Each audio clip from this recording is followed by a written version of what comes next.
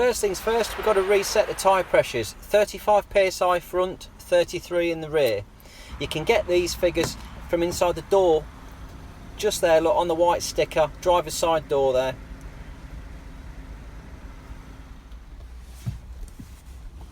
Let's put the ignition on, position 2, all the dash lights come on, like so. Just turn the radio off, I don't want none of that going on. When we press the I button, clear that screen off. And we're just looking for the blue audio screen. There it is. We can now press the menu button on the steering wheel. It takes us into the vehicle menu.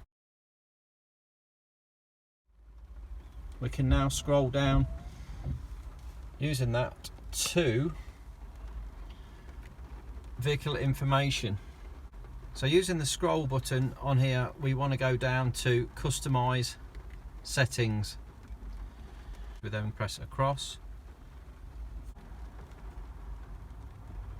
We then go up one to deflation warning system and move across.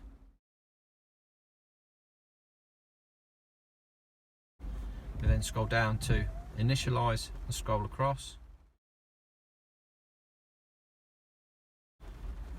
We then go down to yes,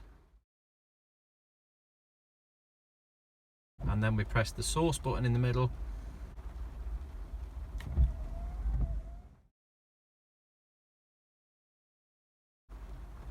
which has redone it, which has reset it.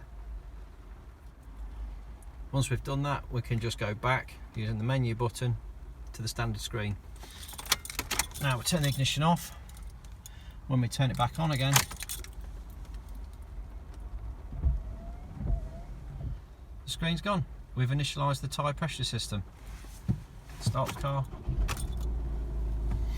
Now when you're driving it, it can take 30 to 40 minutes to fully initialise the system.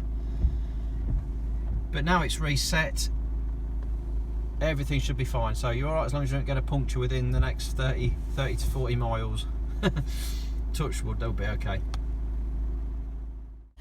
This is just a copy of the owner's manual, so if you want to read it yourself and get another idea of how to do it, the information's there. If it's been of any use to you, drop me a thumbs up, like, subscribe, and thanks for watching.